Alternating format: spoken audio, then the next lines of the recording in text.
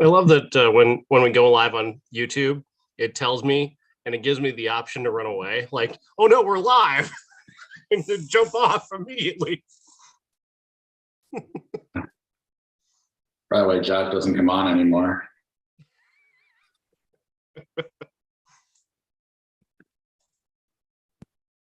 Oops. All right. Let's see. Gotta share on social media real quick. All right.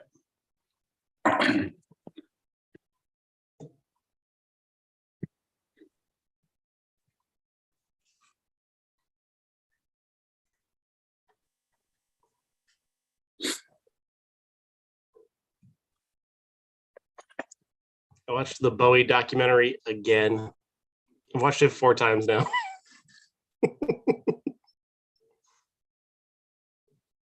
Big Bowie fan. Yeah, just a bit.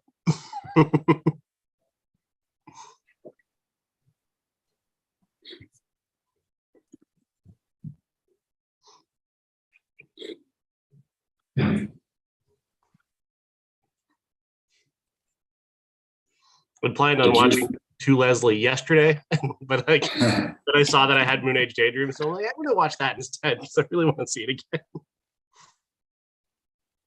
Sorry, you were saying? Were you into the punk era of Bowie at all, like the 80s? I can't think of the name of the band he was in. It was just a weird, like, random why he did this band. No one has any idea, but he did it anyway because he's Bowie. No, I didn't. The documentary didn't get into that, and I really more of a I like I came about Bowie via like the rock stations playing him, which was really a weird way to find Bowie, I guess. Yeah. Because they used to play like Rebel Rebel on 97X, which maybe they still do. I don't know, but yeah, I had no idea who he was. If you told me at the time that he was the same guy who did Modern Love and like, wait, what? Not the Rebel Rebel and Modern Love sound all that different, but it's just like it's a different version of Bowie, very, very clearly, and one's more of a obviously pop era song, like it belongs on your mom's AC station, and then the other one is a real rocker. Right. Yeah, and I guess I got into, and since I got into him, I've always appreciated Bowie, but never really dove into the deep end. I just know the hits more or less.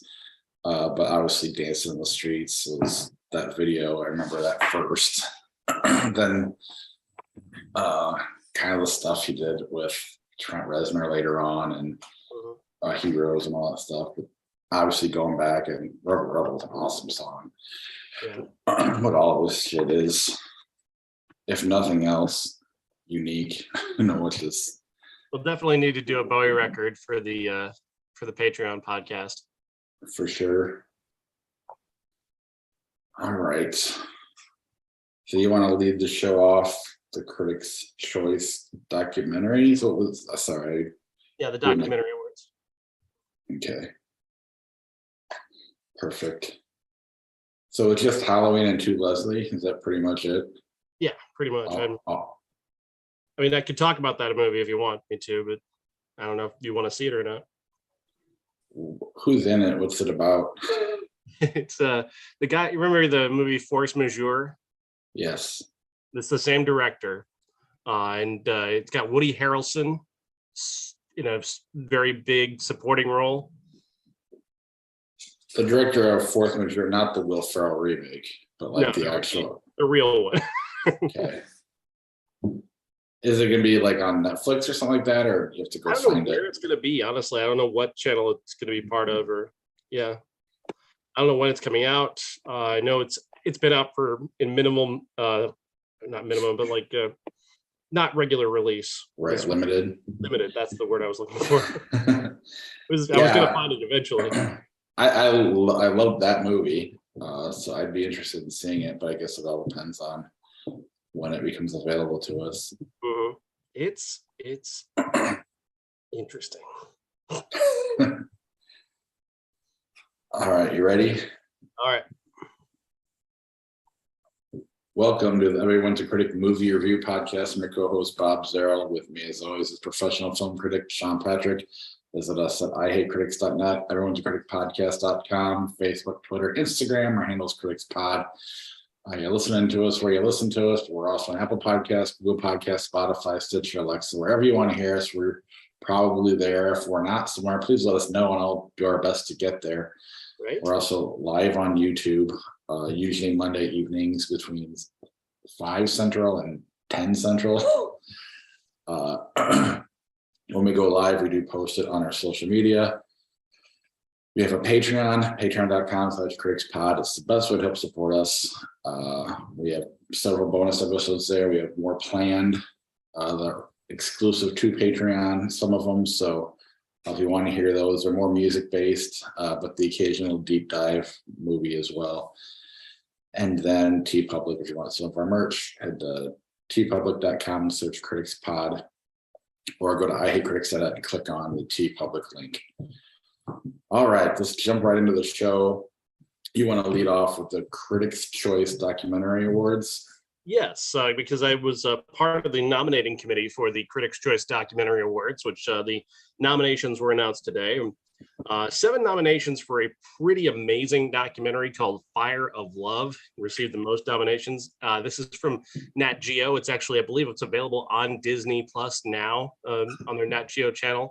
And it's narrated by one of my favorite directors. And I wasn't even going to watch this one because I was like not particularly interested until I saw that Miranda July, one of my favorite directors, was the narrator for this one. So I watched it. It's actually this very weird story. So there are not many people in the world who are volcano experts. Like, there are not many of them. So the fact that in the 1960s, 2 of them met and fell in love and became a team, husband and wife volcano team, is a pretty great story. And these 2 people documented most of their work in their lives doing this. They're very quirky and unusual, and they died tragically. And there's a whole long story about that. But it's also got this just some of the most amazing volcano footage that you've ever seen in your life. Like, they've captured the most documentary footage of volcanoes in history, and the things that they did. There's one. Have you ever heard of an acid lake? Mm-mm. So there are lakes in America that are just, and around the world actually, that are just acid. If you touch them, like, you could literally like burn your hand off. Like, the husband, being a guy who's fascinated by this, decided to build himself a boat that he felt could go out on this acid lake. And you watch him do this. Like, you watch him and his friend, and it's like the dumbest thing you ever seen, because like they're sticking things in the water and they're just melting. And his wife's on the shore, just can't believe how dumb her husband is.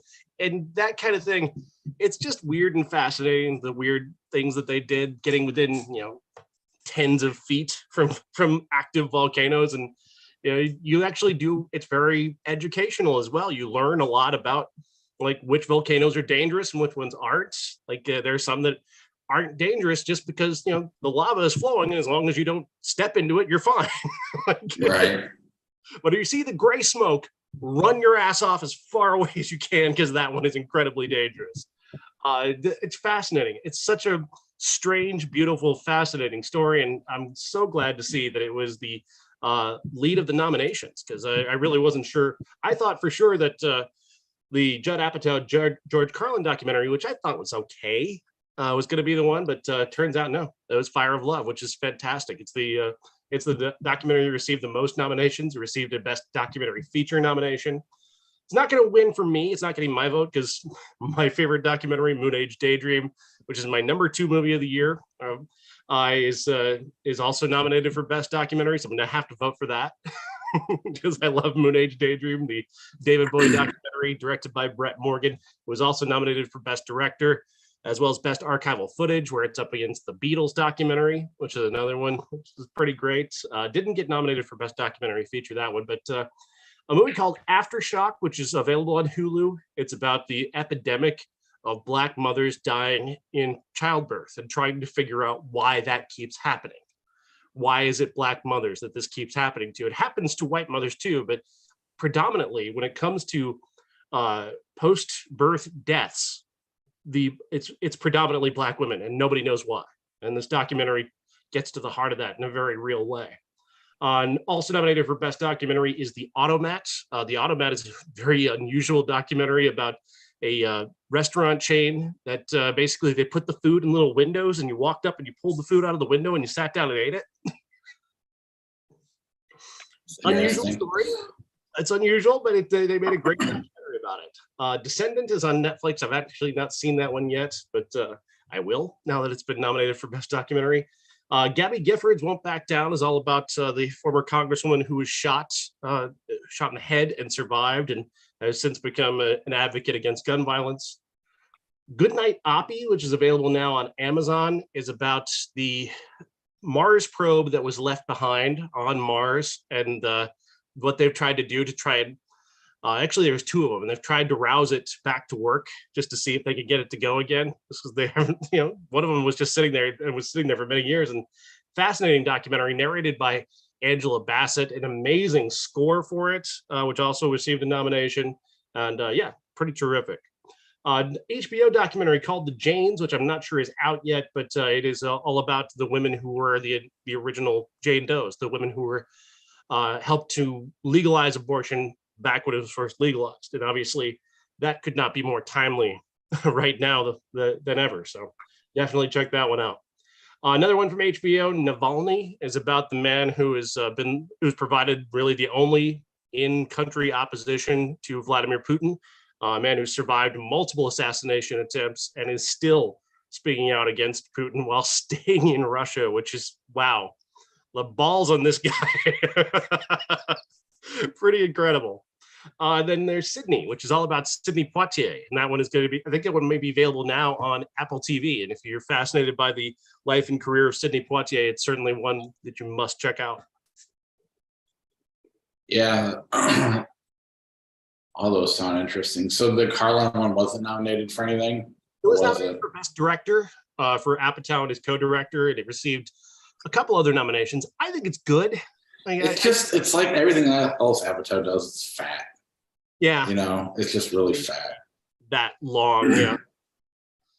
It definitely held my attention well enough, but I don't think, like, in terms of the best documentaries, like Fire of Love is so much more intriguing, and like, Aftershock has this amazingly important topic, and Moon Age Daydream is just pure magic and beauty of stuff of David Bowie's work that you've never seen before from the Bowie archive, all put together by Brett Morgan so skillfully that it just feels like a daydream. You just live within it so much. It's so artistic and beautiful. I'll never stop watching it. Can you imagine when the Prince documentary comes out someday? Oh my God. 7 days long because of all the footage he has. Give that to Brett Morgan right now. Yeah. No kidding. Yeah, that's awesome. I'm really curious, especially the volcano on Fire of Love sounds really, really, especially when we went to Montana, my wife she was all freaking out about the super volcano. And do they go into that at all? There's a lot of volcanoes around the world that they spend a lot of time talking about different ones. She's so worried that it's going to blow any day. And I'm like, yeah, I don't know. The documentary awards are going to be live streamed on Facebook and Instagram Live on Sunday, November 13th, for anybody who wants to watch. And Wyatt Snack is going to host. Awesome. I love Wyatt Snack. All right. We have a very different show than normal. So we will start. We'll bring back a movie I briefly talked about last week, but because I'm not nearly as good as Sean is at the stuff, I had him watch it. He watched it on his own. To Leslie. To Leslie stars Andrea Riseborough as a woman named Leslie who won the lottery, won $190,000 in the lottery, and then managed to piss it all away. She lost her family. She disappeared for a while. Just disappeared right inside of a bottle. And this story about her finally sort of stepping out of that again. When she meets a guy played by Mark Maron who runs a hotel, he decides to take pity on her and give her a job. And They develop a very complex relationship. Meanwhile, she's dealing with, all the people that she seemed to have hurt and hurt her and are continuing to hurt her. People played by Alison Janney and Stephen Root. Tremendous cast. I mean, an amazing cast, but an incredibly emotional story about alcoholism and the difficulty of recovery, and this rather lovely and delicate romance between Mark Maron and Andrea Riseborough. You mentioned something about his accent, and I got to tell you, you're right. I bought in. I bought in on the accent for Mark Maron. I wouldn't say he's a Texan, but I bought in on it enough that it didn't distract me. But Andrea Riseborough, I mean, I just watched her just the other day in another movie where she was incredible, that is coming out soon from director Andrea Kramer, that everybody must see, that I'm not allowed to talk about yet. But it'll be out soon, and then I'll be able to talk about it. But yeah, she's just having she's such an amazing actress. She's so versatile and strange, and she's not typically Hollywood. There's just nothing about her that is typical, and she lives this role so deeply, and like to this bone deep sadness, to the point where like I got a little past the halfway point and was starting to wonder about the movie and whether or not we're watching misery porn, like how much more misery is going to be heaped upon this woman before something else happens. Thankfully it does turn around, it does get better, and by the end I was very emotional. I teared up at the end. It was beautiful. Yeah, sometimes I should not question my opinions on things, but sometimes I wonder if I'm just too not close to it, because I don't know really people with alcoholism, but I definitely have people that are going through a tough time, and I can kind of extrapolate this movie on them. And I wasn't sure if I was doing that or not. And on top of the fact that we did Blonde at the same time, which is misery porn. Mm. So I just wanted to, always curious, if. I think you've got a really, you love Mark Maron, you got a strong connection to him. You're right. Movie, and that can, that can create a sort of a form of recency bias, where like you're eager to like something that he did because absolutely he talked about it so well. Absolutely. Yeah, that's really cool. Curious to be in the conversation for best actress at the end of the year, but of course, I think she might be competing with herself. No, just kidding. The other movie she's in, nobody's going to see it, so it won't matter. Yeah, she should be going up against herself and Mia Goth, but right. None of them will be there. Andrea Riseborough. And then but the probable winner of Best Supporting Actress starred in a Halloween movie this week. How do you want to do this? Do we just start with this one and then go back and talk about all of them, or? Yeah, that's a good question. I guess this is a great idea. Let's start with this one, because Michael Myers doesn't show up for 45 minutes into the podcast or the movie anyway. And then he's just in the shadows, so you have another 15 minutes to see him. So you're over an hour before Michael Myers is truly in the movie. I'm not a big fan of the David Gordon Green, or is that his name, or whatever, the trilogy he put together. Yeah. No, I'm not either. Halloween Ends essentially stars Jamie Lee Curtis once again as Laurie Strode. She's now, is it 4 years since the last movie passed in this timeline? So I don't really know what the timeline is, or how Michael Myers still exists where he exists. It makes no sense whatsoever. They don't care about that. He lives in a sewer, by the way. Michael have to take a piss? Does he ever have to just take a piss? Like, does Michael just step off screen and go take a piss or something? Or is it a supernatural thing? Because I don't think it's supposed to be supernatural, but at the same time, like, 4 years, the guy doesn't eat or sleep. He just stands there frozen to the wall. That's the implication that we get. It's definitely supernatural, but because they kind of play with it in this one with the other, whatever they do with the other kid in his eyes, but they don't commit. I don't know. It really is a mess. It really is. And it's like, I can you look at the Rob Zombie ones, and I can blame the studio. I feel like they gave Danny Boyle and David Gordon Green way more freedom than a lot of other Halloween directors get, and this is what they came up with. So I don't see a lot of studio heads, making this deciding, let's put Michael Myers in a sewer for an hour into the movie. So there's really no one to blame but these guys. With a different killer. Why don't we do that? The story begins in a flashback to, I'm not sure if it was a year prior or 3 years, who knows. This kid, Corey, played by Rowan Campbell, is a babysitter. He's watching a kid. Something happens to where he ends up accidentally killing the kid. Cut to several years later, everybody in town still blames him for killing the kid and calling him a murderer and bullying him. And he basically just tears up and, why is everybody picking on me just because I killed somebody accidentally? Sorry. The kid is so whiny. He's so whiny, and I just couldn't buy in. I couldn't buy in on him. I don't want to blame the actor. I think he did exactly what they asked him to do, but man, it's just such a whiny, teary performance. And I just couldn't buy in. Like, make him evil, don't make him evil, make up your fucking mind. The movie wants it both ways. Like the first kill he does, the first real kill that he does, he's like very conflicted about it. And it's like, it's tiresome. It gets tiresome. And the idea here is that this kid is constantly picked on. Laurie sees something in him, so she immediately introduces her to her granddaughter, played by Annie Matichak, and the two immediately develop a romance. But then something happens to where Laurie can see that he's turned evil. Like he touched Michael and the evil went into him or some bullshit like that. And then it becomes Laurie versus this kid while Michael Myers is sort of there, kind of, maybe. It's really bizarre. The plot is so bizarre. This kid begins to torture and kill people and in the background to do things for Allison's character, the Allison character, and then he's kind of killing people that he just doesn't like because he just doesn't like them.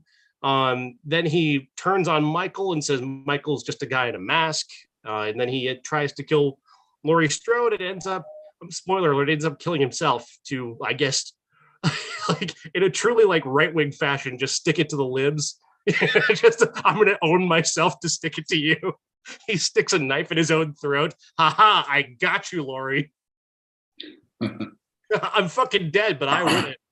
What the fuck? This movie's terrible. It's really bad.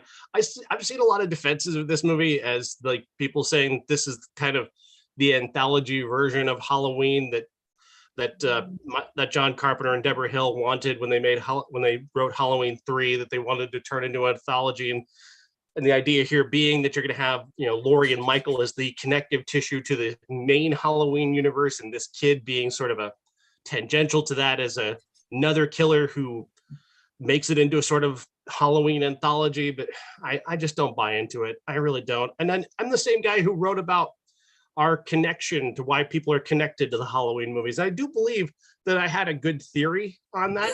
I don't necessarily think the movie. Then you watch the movies. I think the movie is intended what I read into it, but I still think that's a fair reading of it. The idea of Michael representing your problems every day and how you can't run from your problems. I was surprised by the ending a little bit. I thought for sure when they had him, they grind Michael's bones in a grinder to make sure this time he can't get up. I thought for sure he was going to grab Laurie's leg and like pull her in or something. Right.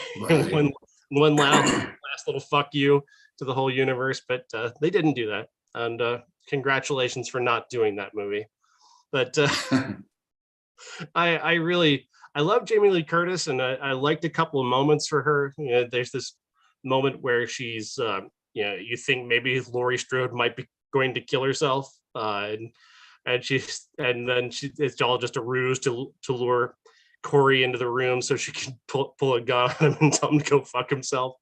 That's kind of a badass moment, but by then the plot is so convoluted and silly, and the whole, his involvement with Michael Myers, like, it comes back to the problem that I've had with Michael Myers the whole time is, this kind of, is he or is he not supernatural? What are his powers? Why does he do what he do? Why does he do what he does?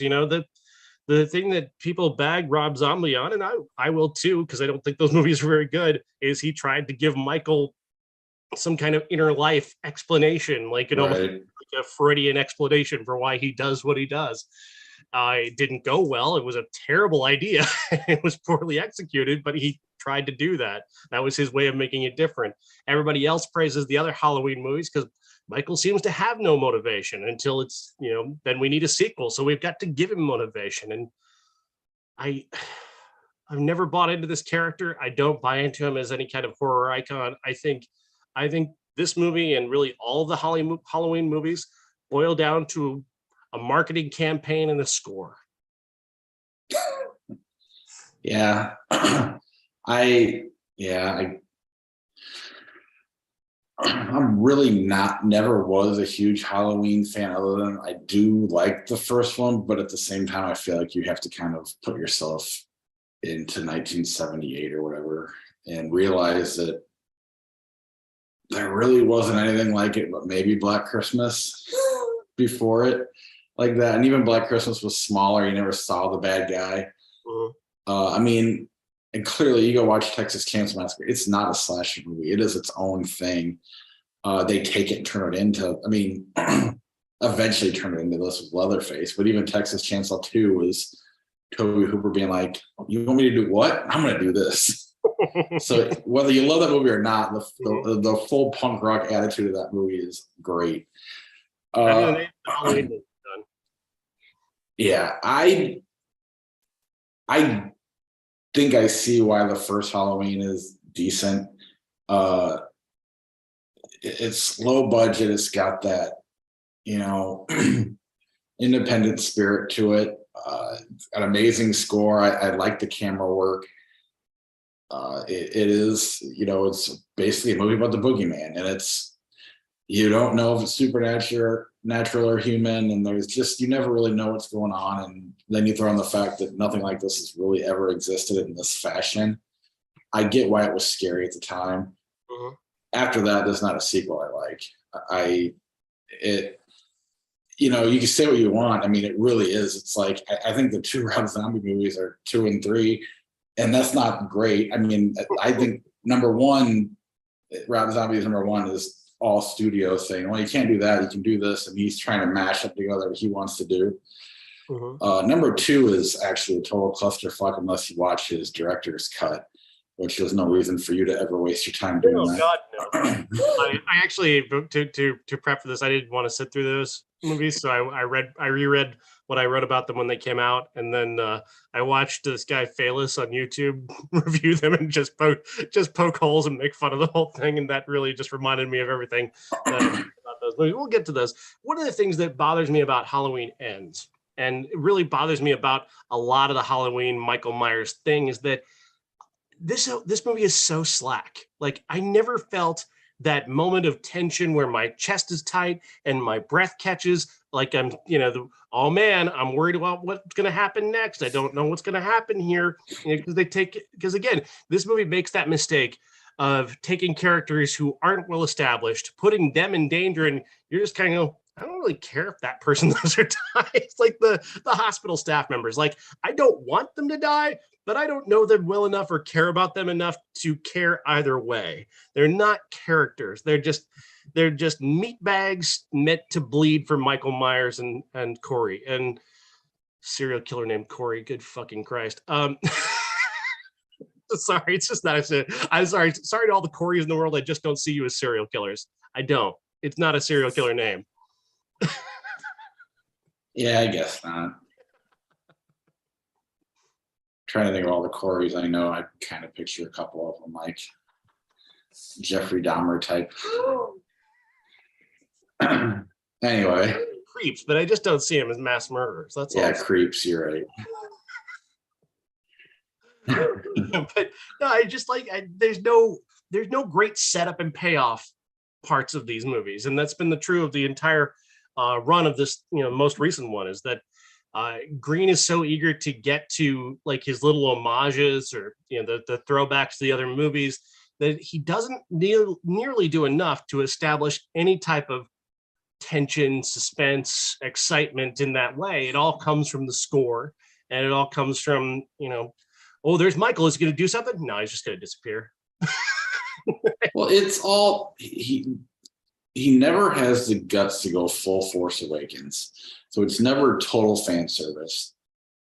But there's not enough original ideas to make it interesting. He never commits one way or the other on anything.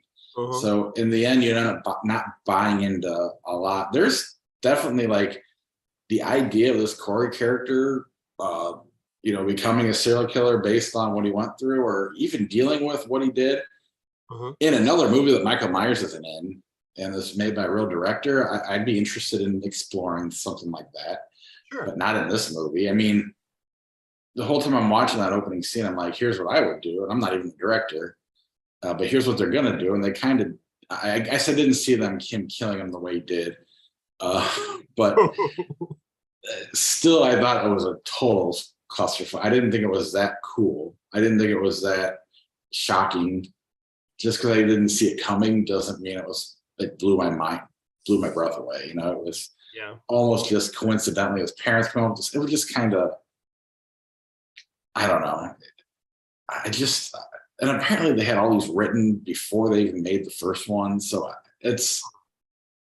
I don't know what Jamie Lee Curtis saw in it. She's the only thing that really makes it worth watching. Or I shouldn't say worth watching. She's the only thing that makes it somewhat watchable. Yeah. It's impossible to care. Very true. Very true. And it really is impossible to care. I think because I came up with when I went to write about it, I came up with 3 different movies that are way better ideas than what they did in this movie. Like, if you want to do Michael and the partner thing, why not have somebody who's on the edge of maybe becoming a killer? They encounter Michael Myers. They watch Michael Myers kill somebody who they think deserves it. They get a little taste of blood. But then when Michael starts going out of their control, suddenly, that person has a valuable lesson to learn about not playing with evil and, maybe coming around to being a better person by the end. There's an arc there that's better than what Corey does in this movie. That kid has no fucking arc whatsoever. I mean, he goes from being a good person to being a piece of shit pretty quickly. It's not an arc. I'm sorry, it's just not. Laurie doesn't really have an arc. She's a badass. Like, there's no change from one thing to the next. So there's nothing to enjoy there. But I if you want to make this interesting and you want to give Michael sort of a purpose, then why not lead into the goofy supernatural shit? Have him be controlled by somebody and they're setting him out to kill and all that stuff. Like they did in 6, terrible movie. Both versions are terrible, but there's an idea there at least to give him some reason to do what he does. And you can do that and make it kind of silly fun. Or the best idea of all is, where has Michael Myers been for the past 4 years? What's Laurie doing to try and find him? And turn it into a detective story with him, hiding out and hiding from her. And she's the one, that's an arc from beginning to end, from the beginning of the first in this trilogy to this end, is her waiting for him, preparing for him arriving, her getting overwhelmed and kind of pushed to the side, and then her coming back at the end to fuck this, I'm going after him now. It's the hunter is, the hunted becomes the hunter, and that's a much better arc.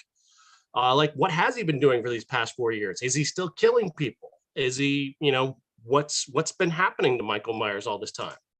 I mean, Laurie Strode, him going around and continuing to kill. While he does what he does, and her trying to connect all of these various different killings that are going on to Michael Myers, but nobody believes her. They all think Michael's dead or whatever. But there are all these killings happening someplace. That's an interesting idea. At least it's more interesting than what they did with this, I think. I think there's a lot of different, more interesting ideas than what are here. Yeah, I mean, you'd almost have to get rid of the entire trilogy to go with my idea, but if you want more of a Dark Knight type, the Frank Miller version where he's in his mid-60s having to be Batman. Michael Myers is older than Laurie Strode is. So you're not totally leaning into the supernatural thing, but he's supernatural based on how many times he's freaking died. Yeah, even in this David Gordon Green trilogy, he dies way too many times. so is that number two? All these movies, and I apologize for getting off track, but they're handcuffed by the mask. I mean, why is he wearing the fucking mask? And the fans won't let him take it off. I remember in the second one of Rob Zombie's that he doesn't really wear the mask at all, and everybody hated that fact. But that makes way more sense than him wearing a mask 30 years later, or 10 years later, or 2 years later, or even 3 days later. It doesn't, I get it one time, but just do something, or make it maybe he did die, and now it's just kind of, it literally is the boogeyman that's always scaring you. There's a million things to do with it. Mm-hmm. Yeah, and I really don't know how you do it where it's going to be amazing, because it is a Halloween movie. So you either lean into fan service and make The Force Awakens for Halloween, or try to do something completely original. But if you're going to do that, why not just make your own movie that's not called Halloween? Mm-hmm. I don't know. I just, there's nothing. This is bad, and I only have one guy to blame for it, maybe two if you want to throw in Danny McBride. Yeah. But those two, the cast is fine. There's nothing wrong with the actors. That when it's bad, it's poorly written. It's just a bad story. All three of them, all around. I don't like them. Agreed. I think they're more watchable than the Rob Zombie movies, just because I find the Rob Zombie movies to be insufferable. The characterizations, especially of Laurie Strode, is just like the worst human being on the planet. I never want to see that actress in anything again. Honestly, she was so terrible in that role, and just everybody just being a piece of shit just makes those movies just a miserable experience for me. But like this is like a Peacock version of like a horror movie. Like this is a horror movie that belongs on the Peacock network. It's a kind of vaguely watchable, inoffensive, kind of bloody horror movie that people can cheer at. It's got those moments where you could cheer at if you wanted to cheer. If you're like me, and if you're unlike me, and you can accept what you're seeing in this, I guess there's enough here that is passable. Like, it's mediocre. It's the country music of horror. It's just mediocre enough for a lot of people to enjoy. But is it? I mean, you don't see Michael Myers for over an hour. Mm-hmm. So not only are they trying, they're up their own ass while trying to be mediocre. I don't know. I think more of the worst. Like, this is probably the worst of the three, but for sure.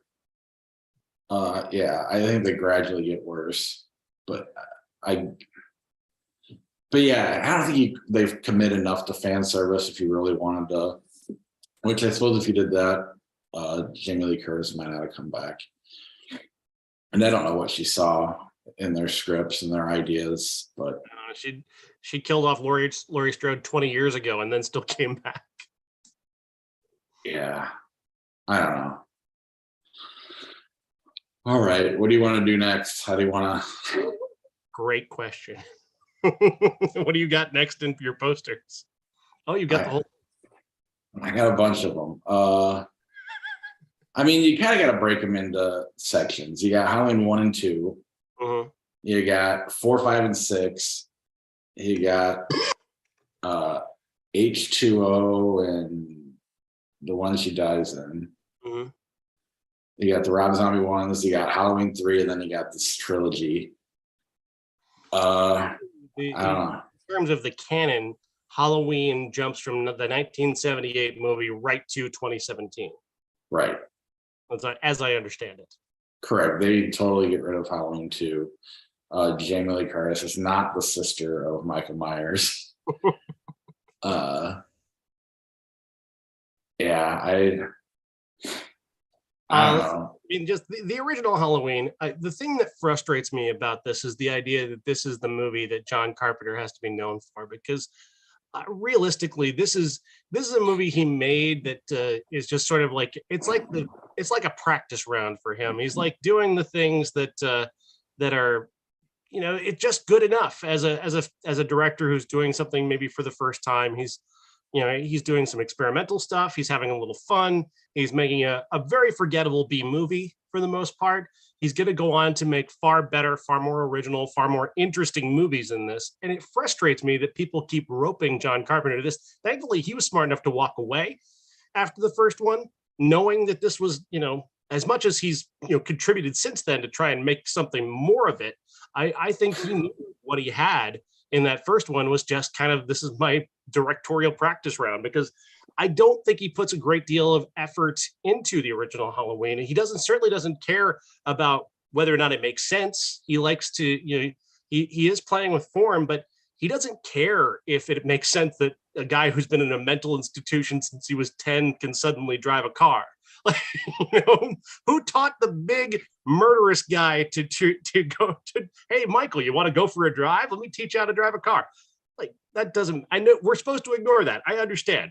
We're also supposed to ignore why he just shows up places and stands there and stares at people and then runs away, apparently, when they look away. Like, I just love the image. It's my favorite thing about Halloween is the idea that he's standing somewhere watching somebody for a moment, and then they look away and they look back and he's gone. And it's just him like running down a hedgerow wearing that stupid mask. It just looks so silly to me.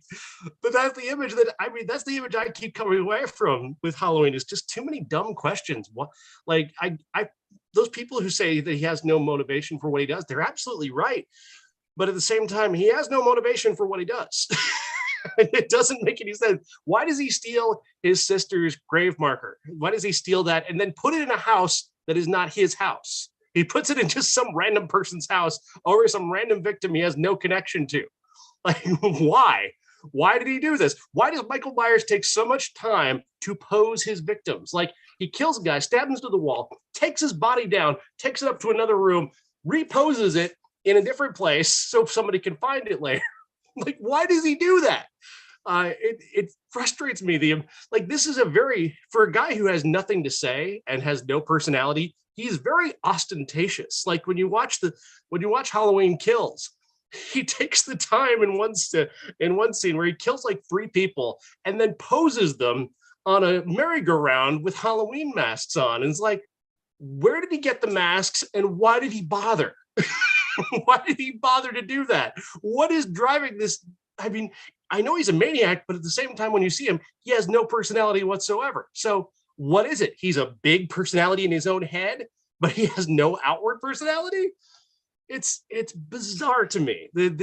It's truly, and I just don't get it. When there are so many characters that are so much more interesting, even Jason Voorhees, who I don't think is a great character, is a better character than Michael Myers. He's Michael Myers the way that I think Halloween people want to see Michael Myers as. Because Jason has no motivation for what he does. He doesn't have he's got a backstory, but realistically, he's like a monster just on repeat. And he makes more sense. What he does makes more sense than what Michael Myers does, just on a micro level. And it's, as much as, again, the Friday the 13th movies aren't good, but at the very least, he makes sense in his universe. Michael Myers, when they're trying to place him in this pseudo-realistic context, especially in the first film, and it just doesn't work because he just seems very silly to me. Yeah, I think it works enough in the first one, but I definitely get I agree completely with, it sucks that John Carpenter, like, this is the go-to for him. Although I think most Carpenter fans, it's like, this is off here on the side, and then everything else is over here in the center. And even when he comes back, I don't think he's ever trying to make the series good. I think he's like, fuck you guys, I'm just gonna pay me. I really think there's, yeah. That's his attitude towards this. And I think that's hilarious and kind of awesome. So I don't care that he throws his name all over these movies, because he's getting paid and he deserves to get paid because he is a fantastic director.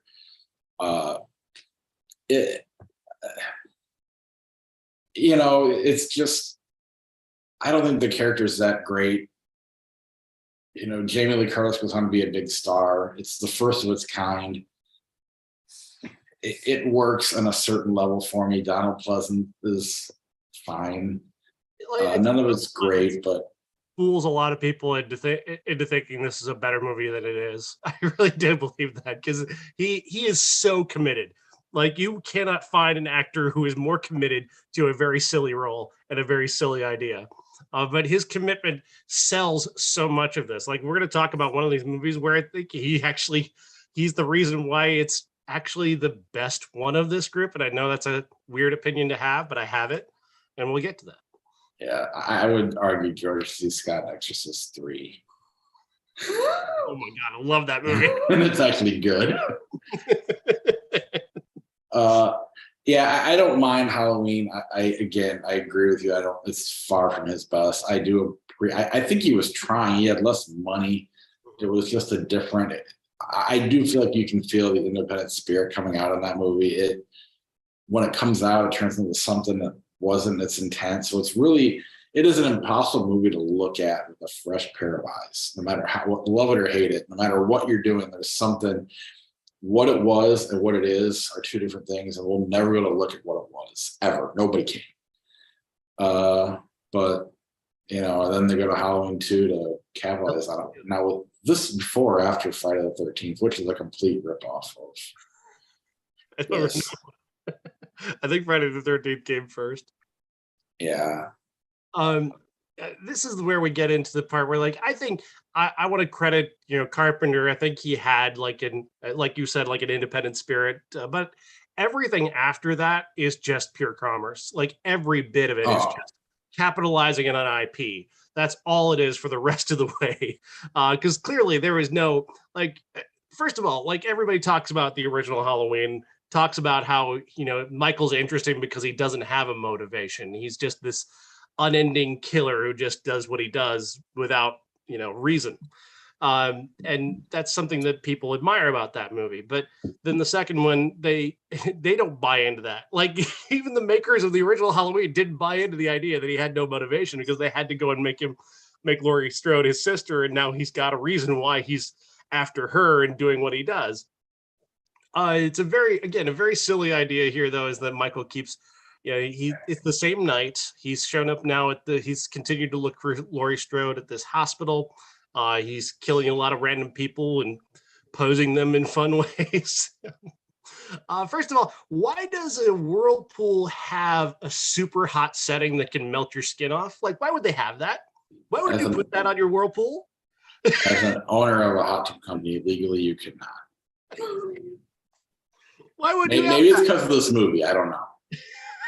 It makes no sense to have that, but they have that, and he's able to burn a woman's skin off for reasons.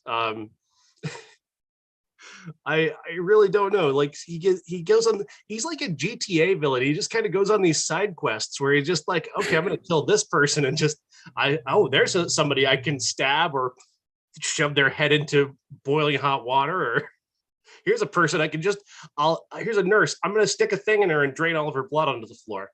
Like, why? Yeah, I don't know. It kind of felt like it. I mean, I know I'm trying to find my sister and kill her or whatever, but like, there's a nurse and I'm just going to drain all of her blood out of her. I don't know. Why not? I mean, if you look at a movie, and this came out later, but Henry Porter was a serial killer, does weird things after he kills people, and it's terrifying. This guy is a goofy character in a mask, so I get why the idea should be terrifying, but we're never that invested in the killer in that way where, it's as terrifying as, what Henry does in the movie. This is almost a cartoon bad guy, and because we watched him get shot 6 times and fall out of a window. Like, that's what we saw in the first movie, and then he just gets up and keeps going, like the Energizer Bunny. It just keeps moving, and he feels no effects of it, and is able to just continue on the same night, just killing several more people while filled with 6 bullets from Loomis's gun. And yet they still don't want to fully embrace the idea that this is supernatural in any way. And it's like, I get Donald Pleasance. They give him so much to do in all of these movies, trying to convince you that he's pure evil. I mean, it's pure evil. Evil drives him and it heals him, and stokes his flames or whatever. And that's just not. It's not enough. It's not enough. I need more. I need more something, and make it make sense in some way. But you can't make this make sense because this is not an artistic enterprise. This is all about commerce at this point. Like Carpenter may have had, like Carpenter, I think was experimenting with form. I think he's a director who's trying to figure out how to be a director, and he's using the form of this, movie they let him make, this horror film. They gave him a couple bucks to make. Right. It's like I'm just gonna try and I'm gonna make your horror movie, but I'm gonna try out a few things. I'm gonna do the score for the movie myself and make that truly iconic. And well, that's the thing, is he only had so much money, and you see his other movies, they're way more expensive movies. He's a very big special effects guy. He only has so much money. He can do the score, like you said, so he can cover so many things. Horror movies are notoriously cheap movies to make. Doesn't cost a lot of money to make this movie. You got all your friends working together on it. So I can appreciate that. You're 100% right. The whole idea for Halloween was a movie they were hoping nobody would ever see, similar to Friday the 13th. And it was a means to an end. It was a means to get to the next project. Yeah. And then it blows up and is a massive success. His other movies that he's probably way more prouder of aren't as successful. So now he's just like, you know what? Fuck all of you. Pay me. And I don't mind that attitude based on how great his movies are and how every time one comes up, something happens, and it's like Big Trouble in Little China bombed, The Thing bombed, all these movies bombed, and they're fantastic movies. And I don't mind that, that fuck you. Robert De Niro, how he's takes all these shitty roles because of Jim Carrey. I get it. I don't like watching the movies, but I don't blame him for 1 second for doing that. And the same thing here, but it doesn't make the movies any better. No, it just is. When something is nakedly purely about commerce, I find it very much hard to enjoy. Like, I think big budget blockbuster Marvel movies, yes, they're truly about profit. There's no question, but I think they've partnered enough with actual people who care to make it something more than that. I don't think that the people who are making Halloween 2 very much cared about who made it. I don't think they cared about who was in it. They wanted Michael Myers and a knife and go at it. Just give me more blood, give me more victims, and we'll just put it out close to Halloween and it'll make money. Now, I do appreciate what they do with 3. Now, 3 sucks. Don't get me wrong. It's terrible. But I do like the idea of, okay, fine. You want a Halloween movie every year, at least we'll give you something different. Yeah. And they just did a horrible job with Season of the Witch. A movie that does not hold up. I've heard people defend this before. Jesus Christ, is this bad? I love defending this. I don't understand. I really don't. There is a sex scene in this that is, not to jump ahead, but you got, what is it, Tommy Wallace? Is that the actor's name or whatever? Tom Atkins. Tom, yeah. And very much older man with a very young woman, and they're in a hotel room together, and he's like, should I sleep on the sofa? She's like, no. And then all of a sudden they just start fucking. It was just like there's no chemistry, there's no hint that it's even gonna go that way. No. And I was like, we have to do this in this movie because that's what we do in movies. And it's just a waste of time. It's creepy as hell in 2022. Oh, it is. It's like watching a young woman have sex with one of her dad's friends. And he doesn't ask her age till round 2. But anyway, go ahead. I just jumped to the creepy parts. The idea of Halloween 3 is that there's this evil company that makes Halloween masks that also makes gag products. And they're Irish for some reason, and they take over a town for reasons. They're going to put out a product that is going to kill most of the people who buy their product, and the whole motivation apparently is a joke. It's like somebody read half an episode of Twilight Zone and thought, I can do something like that. But I've got to fill 90 minutes, so I'm just going to throw in a whole lot of bullshit. Yeah, it was. And that stupid song, "This Is Halloween," is so annoying. I mean, It's memorable. It's an earworm. I think that's the true joke. I think that's the joke they played on the audience, is that once you hear that thing, it never fucking leaves your head. And if you watch that movie too many times, you're gonna end up taking your own life just to get rid of that song. clearly nobody's watching it more than once because they're defending it and they're still alive. If they were true fans, they would have killed themselves. Well, the idea that anybody like these masks, what the fuck makes them so special? It's like a fucking pumpkin, a witch, and what, like a ghost, and Like everybody had to have them. It was just everybody had to have them. Like, why though? They're not that great. Like, they're not. I mean, I can't imagine that they were very breathable. They didn't look comfortable in any way. You're wearing just this rubber thing that's covering your entire head. You're probably just sweating like crazy. You're just finding it difficult to breathe in the damn thing. And then it shoots fucking lasers at your head that grow snakes for some reason. How they die from the mask, I don't know. The fucking shoot lasers, some shit, and they turn into snakes. Well, you're fucking asking me this. We just make the fucking movie. Are you sure about the lasers and the snakes? Yeah, whatever. Just get out and just go make the fucking movie. Shouldn't we give the main villain a motivation? It's a joke. Just tell them they're telling an elaborate joke. Whatever. I don't care. Just fucking make the movie. Go. That was the creative meeting for Halloween 3 fully reenacted. Yeah. It's like I want to see that you know how that Key and Peele bit about Gremlins 2. They should do that for this movie. Yeah, that would be it. Just John Carpenter sitting there like, what? All right. I can masks and lasers, snakes. What laser snakes? Got it. Yeah. Whatever you guys want. All right. Why is Halloween 4 your favorite? Because Halloween 4, at the very least, this one picks up with, again, we've got Dr. Loomis, but Laurie Strode has apparently died off screen in a car accident. She's had a daughter who is now Michael's target for killing. At the very least, like they took a little bit of care to create those creepy moments where Michael Myers is a real threat, where he's not just, like I often refer to prankster Michael because he is a prankster. He likes to play little pranks on people. He likes to show up places and just like boo and then run away. Like he's a little prankster, Michael. That movie, at the very least, Halloween 4, it doesn't have as much of that. Michael is like, when he's going to kill somebody, he's there to kill them. He's not, there's a little less fucking around. They take a little bit of time to establish some suspense. They give you some characters who could very well be in danger.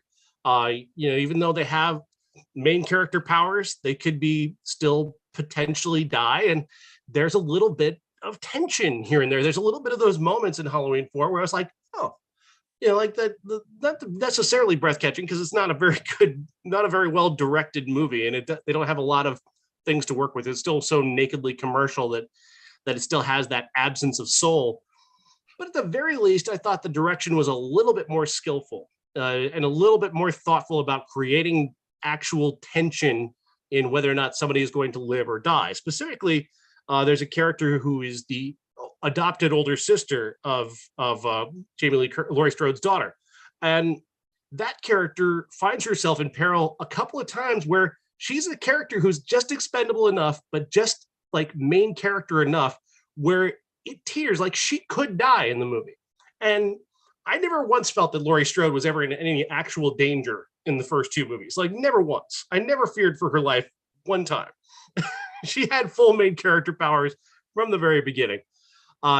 This character, at least, when they put her in a dangerous situation, I thought maybe there's a chance, because the little girl, Laurie's daughter, is the main character. She's the one who needs to survive this. And then I kind of liked the little twist they did at the end. I liked Donald Loomis. I liked Donald Pleasance as Loomis. Like, now, as silly as it is, like, it got me. Like, I could sense like Loomis would react that way to that situation. I like that he pointed his gun at her, was going to shoot a little child. I thought that was that's fucking different, Most movies wouldn't have the balls to do that. So I appreciated it. At the very least, they took a couple of chances and just made it a little bit tighter. It's got a little bit of a tighter edit than the other Halloween movies. Did you watch all of them? I watched through 4, and then of course I watched Halloween Kills, and then I kind of skimmed the rest of them. So I didn't see Halloween 5. So 4, 5, and 6, if I'm not mistaken, they're kind of their own little trilogy where they kind of go into like this cult idea. Is that kind of? I don't think that one necessarily. The Thorn cult, I don't think it's actually comes up until 6. Oh, really? Yeah, 4 and 5 are about the daughter. The 4 is about the daughter. The 5 is just like a sequel to 4, where they just kind of lightly expand, but pretty much do the exact same thing as 4, but with less likable characters, because they do kill off the sister character in that movie very early on, and then they leave you with a really shitty character that you're kind of like, oh, why the fuck is she the main character now? Oh. So that's 5. But 6 is wild. Standalone thing. Seemingly, yeah, because I don't think they necessarily introduced anything about the Thorn cult until 6, which the Thorn cult is this idea that a cult controls Michael Myers. They've set him on a path to kill his family for reasons, to sacrifice to some kind of ancient god or whatever. And standing in his way are Loomis and Tommy Doyle, the kid from the first movie, now played by Paul Rudd, who has spent his entire life researching the Thorn cult and researching Michael Myers and why Michael Myers does what he does. Loomis is friends with a guy who was actually a character, I think, in the second movie, but they changed actors for him in the 6th movie. But now he's the head of this Thorn cult that controls Michael Myers. And there are elements of the director's cut that aren't bad. There are ideas there that are expanded upon, like giving Loomis a lot of time to develop his character. The funny thing about the new different cuts of 6 is that that Donald Pleasence is the best thing about 6, and then you find out when they put out the theatrical cut that the director Joe Chappell cut out all of Donald Pleasence's performances, basically just cut it all out because he thought Donald Pleasence was boring. Which just shows you what a shithead he was. Like, fucking Donald Pleasence is amazing. He's the only one who really gives a damn about anything that's happening in this fucking movie. But he said he was boring. But then you watch the producer's cut of it, and you see that they put all of Loomis's story back in. They do take a little bit of care in creating a story for Michael that makes sense for why he does what he does. They give you the Paul Rudd character, who isn't particularly great, but he does serve a purpose enough. It's Paul Rudd. He's never bad at anything, and he's not necessarily. This is certainly the worst performance of his career, but he can't be bad. You know what I mean? Yeah, my brother used to have a podcast with some guy from Fangoria and a couple Iowa filmmakers who do horror, and it was like a 5-hour podcast. It was terrible. He hated doing it. Anyway, they were recording it in a restaurant, and they were talking about the 4, 5, and 6. And I don't know why they were talking about those 4, but they literally called Drew Chappell, because the guy from Fangoria had his phone number, and why they abandoned the whole cult storyline. And it was just because Jamie Lee wanted to come back for H2O. Like, they had more movies in mind to keep going, and then they just totally threw out the cult idea because they wanted to do the 20th anniversary. Now that's also just his version of it. Mm-hmm. I couldn't tell you where that podcast is, or even, I just remember hearing it. This is probably 10 years ago. But I don't know. I don't know if I've even seen 4, 5, and 6. I'm being totally honest with you. I know I've seen 1 and 2, but I'm pretty sure H2O existed. So clearly I knew Jamie Lee Curtis wasn't going to die. So I don't really have anything close to any of these movies. Obviously, I'm a Rob Zombie fan. We can get to those in a little bit, but other than that, 4, 5, and 6, I have no real interest in going back to. And there's no real need. Like, I mean, they're as nakedly commercial as every other Halloween movie. You know, that it's not about making a good movie. It's about making money off of the intellectual property that is Michael Myers. And I mean, I gotta believe H2O and Resurrection are the two most commercial of all of them. Which, I mean, am I wrong or? Oh no, you're absolutely right. Because H2O is like a Kevin Williamson version of a Halloween movie. I don't know if he wrote it, but it's certainly in his style. Like they're definitely trying to be Scream. That's why you bring in Josh Hartnett. That's why you bring in Michelle Williams. And you know, you've got and then you bring back Jamie Lee Curtis, of course. Laurie Strode is now living as a teacher at a school. She's got a son played by Josh Hartnett, who's dating a girl played by Michelle Williams. He's got two other friends who are there to be killed by Michael Myers. LL Cool J is there basically to get stabbed, but then come back at the end and be the guy to save the day or whatever. But I liked a lot of what they did in H2O just because Jamie Lee Curtis is so good. There's an element there of her being pretty good. And I really liked the ending of H2O because the ending of H2O has this big accident where Michael Myers is in an ambulance. He gets thrown down a hill. He ends up being he's like trapped under a piece of wood, and Laurie's there, and she's got an axe, and he's still trying to kill her. Even he's pinned to this ambulance by this tree that's on him, and he's still trying to kill her. And she just she feels like a moment of like sadness for him, but then she just chops his fucking head off. And I thought, yes, good. Okay, this is done. All right, we finished the Halloween thing. We don't have to do this anymore. And then they made Resurrection. It's like, fuck you.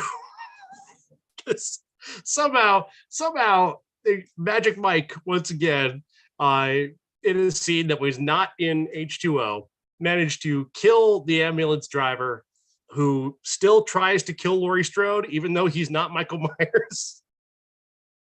But he crushed the guy's larynx, so the guy couldn't say he wasn't Michael Myers. Why are you still swinging a knife at Laurie Strode? We don't know. But nevertheless, why he still tried to kill her, even though that wasn't technically him who was getting his head chopped off.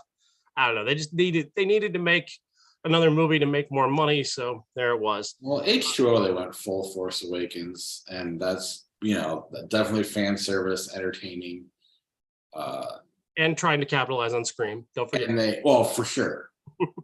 But they looped her into a contract where she had to do the next one, which I don't know. I think she thought she was getting out of by killing Michael Myers at the end. To bring her back, she's like, you know what? If you're gonna do this, you got to kill me right away. She did not want to be there.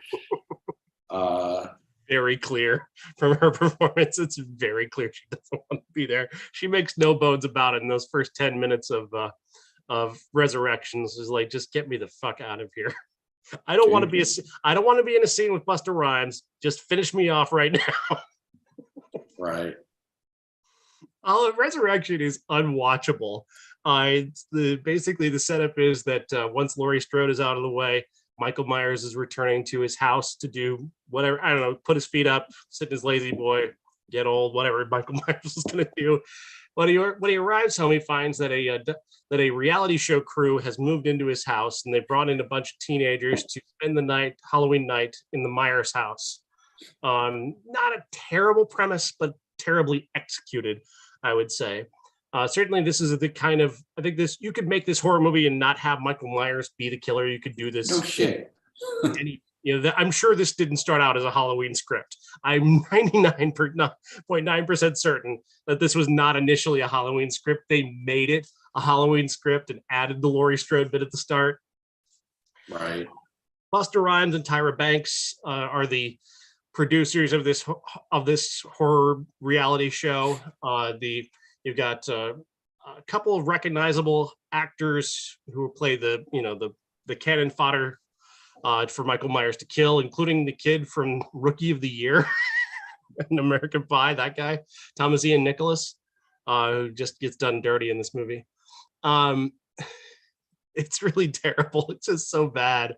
When Busta Rhymes is doing like karate kicks on Michael Myers, and busts into a room at the end and says, "Trick or treat, motherfucker." It's like, it almost realizes that anti humor almost. It becomes almost comedy without intending to be comedy. Like, I think they might have thought they were funny, but they're not, it's not laughing with you, it's laughing at you. You know what I mean? Right. I mean, there is an age where that's badass. There's also an age where Jean-Claude Van Damme standing in front of fire during Hard Target was really cool. And at some point it just wasn't. And I believe when I realized that wasn't cool, I was younger than the people who made Halloween Resurrection. I guess that's what I'm getting at. So why did they think that was cool and badass? I don't know. There's a distinct hello fellow young people vibe to this movie, especially the way these characters talk. You could tell like a 45-year-old guy was writing like 18 slang for 18-year-olds and trying to come up with like, I know how the kids talk these days. It's very clear. It is very cringe, hard to watch. I mean, I guess where my interests in the Halloweens lie are more in the behind the scenes stories than the movies themselves, which I think there's a lot of movies I'm that way with, but just the fact that John Carpenter has no interest in being there, but he's like, pay me, even though Laurie's, Jamie Lee Curtis not wanting to be in Resurrection, or the idea of Halloween 3, the whole 4 and 5, and then there's just, I don't know, all that stuff I find interesting to me, which I definitely apply to Halloween, the Rob Zombie remake, because he does a lot of interviews about this and was not happy with the studio at all. So he'd never make another remake again after this because he was so miserable during the making of it. You mentioned appreciating the fact that he tried to give it a backstory. I appreciate the fact that he made changes to try to make it his own. He made the teenagers annoying because guess what? Teenagers are annoying. It's more realistic. You're never going to make Laurie Strode Jamie Lee Curtis, so why not go a total 180? Doesn't work for everybody, works for me. But I just make her a teenager. I could at least buy into that a little bit. They did go a little too white trash for me a little bit at times, especially early on. I'll give Rob Elmsey this in terms of his production design. You can smell those movies. The first half of the first one. He does totally shift the way he directs it from, the shaky cam to a very still cam halfway through, which, leads me to believe he's not a total hack like a lot of people think he is. He knows what he's doing. But you can't, I don't know. It definitely was commerce, and he didn't want to do commerce. So the whole dynamic of them butting heads, I found interesting about the movie. I think it's one of the more brutal of all the Halloween movies. There's no goofing around. But I don't know. It's kind of all over the place. It's too long. I'd rather they would have just stopped before they got to the Halloween part. The actual original movie, and just did the backstory somehow. Again, tied down to the mask. I think the kid wears the mask at some point, and it's just it's very silly. It's very silly looking at a child wearing that mask. The crowd erupted. Oh yeah, it's like there's as Phalis, when he was watching his reviews on YouTube, and I urge everybody to check out Phalis. He's done amazing horror movie reviews that are all very, very funny. He basically, when he showed the kid wearing the mask, he said it's like somebody shrunk Michael Myers in the wash. It is really very silly. I really adored that. But it does go there. All the questions he asked in the first Halloween that John Carpenter did, he tries to explain how he gets in a car, how he does this, how he does that. At least he made an effort for that. We all had the questions. Most people are afraid to ask the questions, and I don't mind that. I actually think Halloween 2, the director's cut, is very, very good. But what they released to theaters is probably one of the worst movies ever made. That said, I think Halloween 2, the actual director's cut, is the second best Halloween movie of all of them. But I don't know, he kind of turns Laurie Strode into the killer at the end, which I thought was a really cool way of doing it. I mean, I did enjoy watching her get shot. That I did enjoy that. I wanted that character to die. painfully. I don't think she dies in the director's cut. So. Darn it. And I guess I also I appreciated the fact that they went a totally different direction with Loomis. Again, what's the point of remaking the movie exactly the same? So and nowhere you can't get a better actor to play a slimy little doctor to cash in on something than Malcolm McDowell. I don't necessarily love the character as much as I love Donald Pleasance, but at least they went for something totally different, and Malcolm McDowell does that. I just don't think a lot of people liked what they were doing with it versus it being bad. I think what he did, what was really unfortunate about the way he approached it is that he approached it in the same way that so much of horror at the time was approaching horror, and that is that in making every character just awful, like giving you nobody to root for.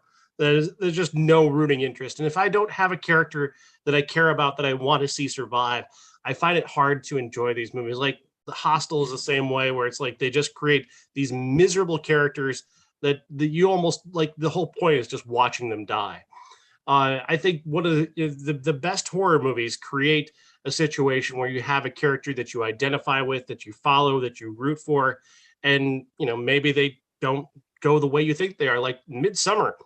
I mean, that movie, that Florence Pugh's character, you're with her the entire time. The other guys are kind of dicks. The guys she's with are kind of dicks, but they're not dicks to the point where you want to see them die, but they're realistic dicks, and they do things that end up getting themselves killed. But then there's her, and the way her arc from beginning to end is so fascinating. You're identifying with her, and then you get to the end, and it's very shocking where that character ends up. And I love that about that movie. I love that about Hereditary is the same way, where those characters, you fucking care what happens to those characters, regardless of what they're doing. You care what happens to them. I didn't care about anybody in any of those movies. Like at the very least in Halloween, I cared about Laurie Strode. I gave a damn whether she survived or not. She was a good enough. They gave her enough of a presence that she seemed like a good person who didn't deserve to have this happen to her. Whereas the Laurie Strode of Rob Zombie's universe is just such a piece of shit. She's just such a garbage person that I didn't give a fuck. And everybody in those movies, Michael, everyone, is just such a garbage human that I just didn't give a fuck what happened to him. Yeah, and that stuff, I mean, that definitely, you're right. There was a time when that was more, I'm not as bothered by that. It is what it is. It's just, I don't know. I don't like rules when it comes to movies. So the fact that, there are do it, but that can do that can create, you don't have to make every character likable, but at the same time, if every character is the same miserable piece of shit, what am I supposed to watch here? What am I watching for? Well, and I guess I disagree that they're miserable. They're annoying because they're teenagers, but they don't really do anything miserable or shitty. They're just annoying people. So I don't know.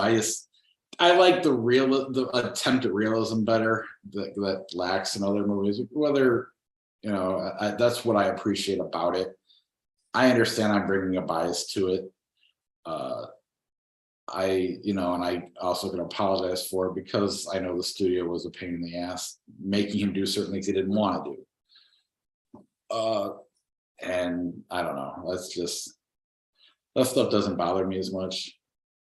I don't love all Rob Zombie movies. I love Devil's Rejects. That's the one I really like. The rest I definitely see flaws in the other ones, but I don't know. I have a kind of an appreciation for these compared to, I think the other ones are I think all the Halloween movies are really, really bad.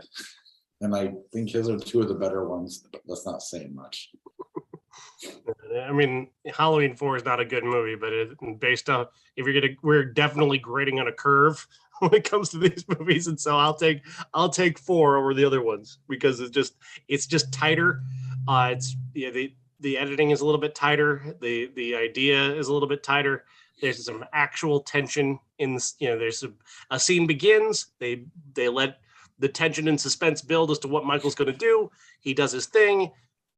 You relax for a moment. they build it up again. Michael does his thing. Like it's rudimentary, but it's better than what the other movies have done, as far as I'm concerned.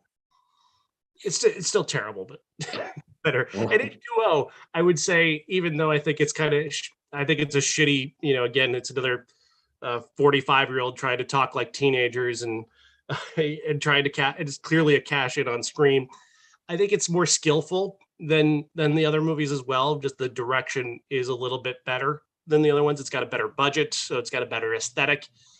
Jamie Lee Curtis does seem to care. Josh Hartnett is a really good actor who can do a lot of things, and Michelle Williams is one of the best actors in the world, even in a really shitty movie. So at the very least, there are a lot of things you can enjoy about H2O, even as, again, I don't think it's a very good movie in the end. So Halloween 4, H2O, the original, that's pretty much, then I would actually say 6, just because it's just so much, it's so much more ambitious. At the very least, it is very, very ambitious.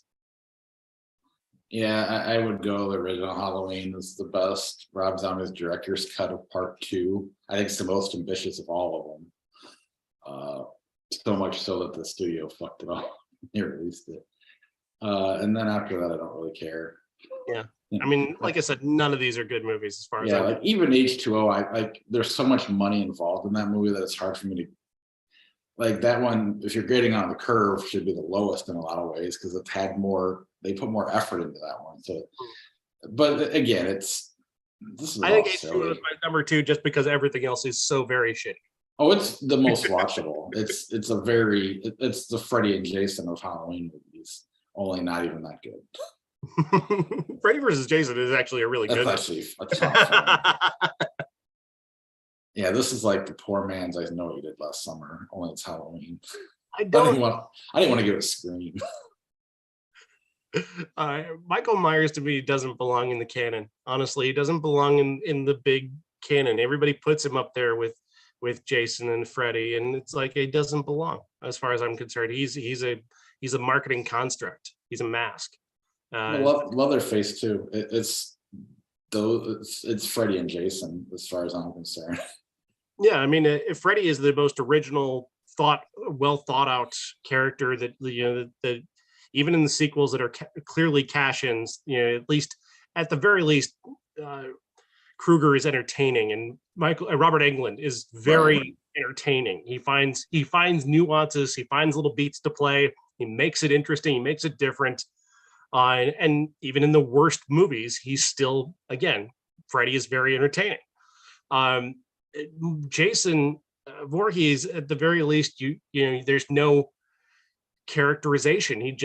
It's all about the mechanics of killing. It all becomes about at least practical effects for wrapping something around the human body.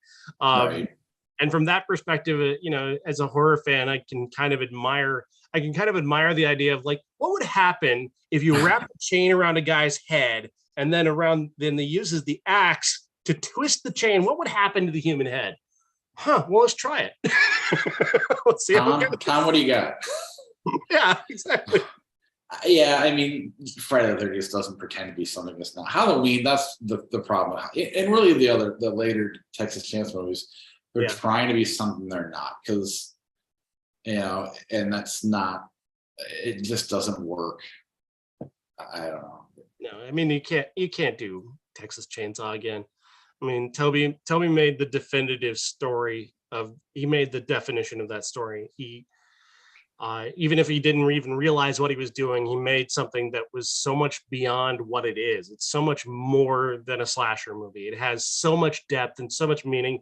And when you place it in the context of the time it was released, it's so reflective of the culture in a way that I'm sure he didn't even imagine it was. Which is why it's so much more a genuinely artistic thing because of that.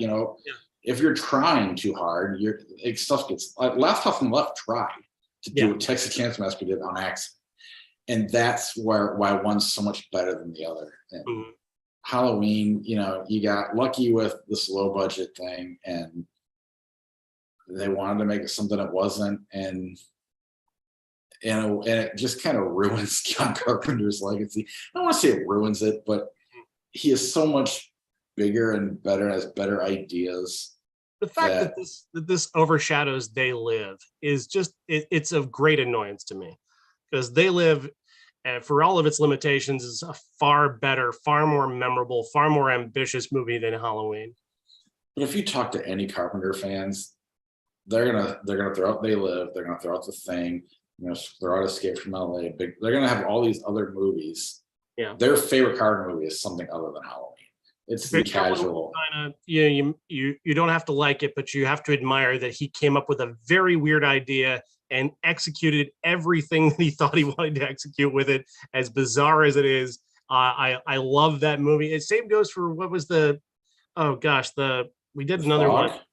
The Fog is a great movie. Yeah, that's another, like, that's a legitimately good movie that deserves more than Halloween for sure. But there was another one that we just did that was Prince of Darkness. That one, at the very least, a big idea. A big idea. I didn't love that movie, but he had a big idea for it. And Halloween is not a big idea. Halloween is not many ideas at all. That's the reason it got made, is because, you know what, we got enough money to make this. That's it, and this is what has come out, and whatever. Yeah. People made a lot of money.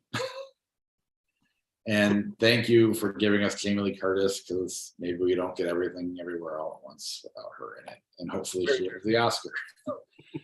She deserves it. I'm all for that. All right.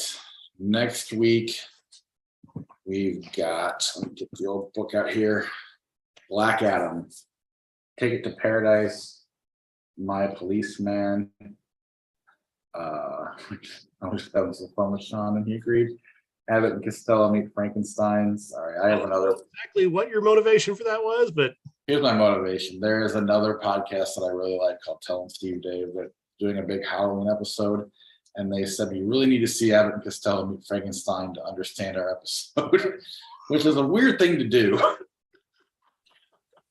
So I thought, oh, maybe Sean will go for it. All right, yeah, why not? And he said, okay. No ideas, so. I mean, I'm assuming it's available. They said it was, so if it's not, we'll figure it out. We do have a pretty decent 1992 with Zebrahead, Frozen Assets, Pure Country, Reservoir Dogs, and most importantly, Dr. Giggles. So that movie, if I may just tangent for a moment, absolutely, we're gonna talk about next week, but like, I already at that point in my life had developed a very serious fear of the dentist via a very bad experience I had with a dentist. So to find out there was a horror movie about a dentist really freaked me the fuck out. And then I found out that there was the mentally challenged guy from Law and Order. I'm like, what the hell? Yeah, this obviously is, I'm coming into that between 10 and 13, these, from 90 to 93. And this is my memories. The trailers for these movies are in Dr. Giggles. That trailer played all the time, and I never did go see the movie, but I wanted to at one point. My parents didn't let me go see much until I was able to start walking to the Geneseo Theater and seeing everything that came out, and they didn't know what it was. Like, I saw Seven and no one knew I was going to see Seven. They didn't know what Seven was until they found out later on, like a year later, from my uncle. Do you know they kill a girl with this dildo with a knife on? My dad's like, you saw that? Yeah. I loved it, Dad. Saw it and loved it. He still has not seen it. Like, you don't understand. When he watched Silence of the Lambs, he had shut down the house. He heard it was so this amazing movie, but he knew we couldn't even walk near the room. And so all he did was put this, make me want to see it more. Mm-hmm. And so it was, I don't know, he's not a big movie fan outside of, Stallone and Willis stuff. So anyway. Mm-hmm. Let's play some Flick Chart before we go. If you have time, if not, we can stop. It's up to you. Frequency, Ghost Dog, The Way of the Samurai. Ghost Dog. The Usual Suspects, Snake Eyes. Usual Suspects. Just pretend it doesn't have a director. Or a star. Or a star. Good point. Man, I hate that movie now. Damn it. They just bring De Palma and Nicolas Cage and do. Oh man. There you go. No. We'll just combine Snake Eyes and just like, How amazing would Nicolas Cage be, by the way, in that role? I'm not. We joke, but if he redid every Kevin Spacey movie, it would be better. It would. It totally would. Hot Shot, Smoking the Bandit. Hot Shots by a lot. Never understood the appeal of Smokey and the Bandit. I don't understand the appeal of Burt Reynolds. Like he was a massive star, and I mean clearly it was before I was born. But I don't. What did he do that made him so big? He had big dick energy. Big dick energy. He was. He was the single most confident human being on the planet. He had the mustache. He had the just the confidence of a man who's like going to walk into a room and go and say to somebody, "This dick isn't going to suck itself." I think you could say things like that. I think there's people who wish we could go back to that time. I guarantee sometime in his life, Burt Reynolds said that. Probably a handful of times. All right. Speaking of big dick energy, The Last Temptation of Christ, where Harold and Kumar go to their escape from Guantanamo Bay. Last Temptation of Christ. Big Dick Christ. That's our next T-shirt.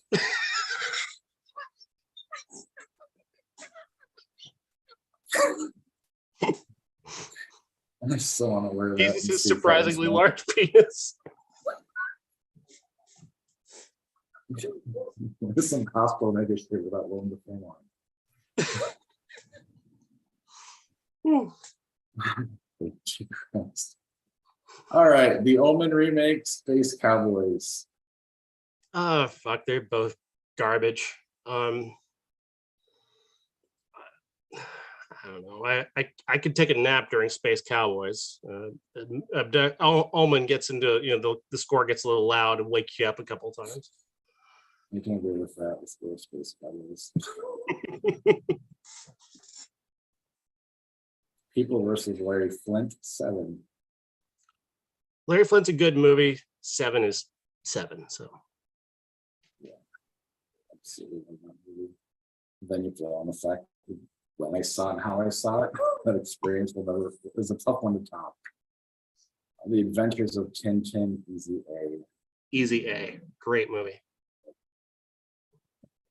Teenage Ninja Turtles 2, The Secret of the Ooze, Changing Onions. I might have a different answer for this if it was the original Teenage Mutant Ninja Turtles, which is an all-time classic, but Changing Lanes. The best part is you're not kidding. Like that's part of why I hate going back and watching movies, is because most of the time they don't live up. But Ninja Turtles somehow, like, not only did it live up, it exceeded. Exceeded by a lot, yes. Wizard of Oz, Wild Things. Wizard of Oz or Kevin Bacon's penis? Wizard of Oz. You know, Pink Floyd record, you could watch Wild Things too. If you want, you can sync a Pink Floyd record to Kevin Bacon's penis.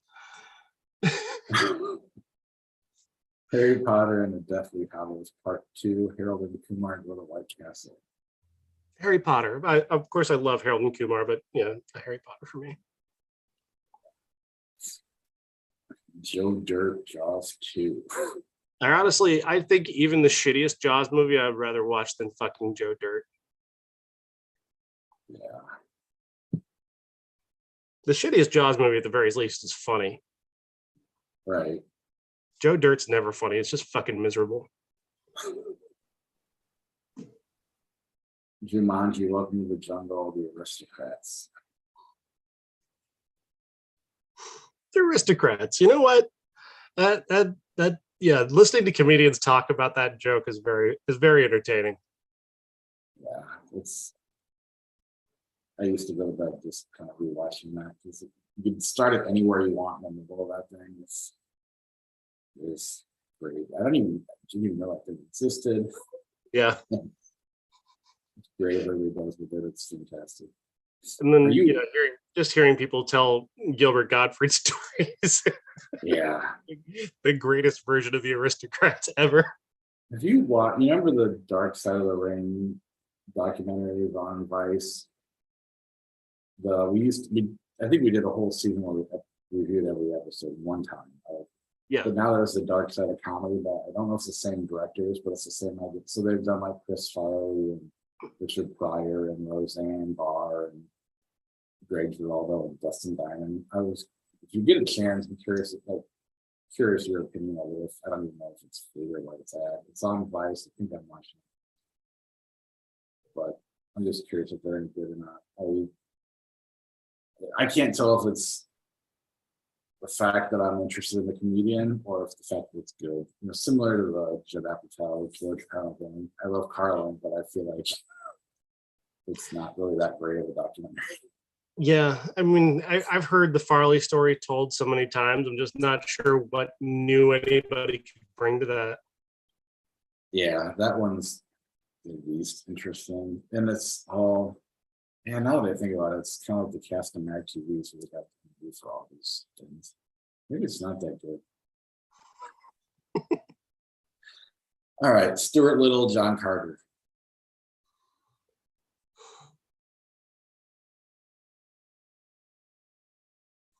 Stuart Little shorter.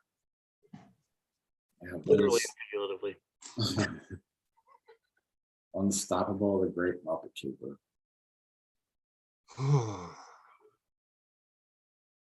Unstoppable. I think that's a good movie. Notorious, Back to the Future. Notorious.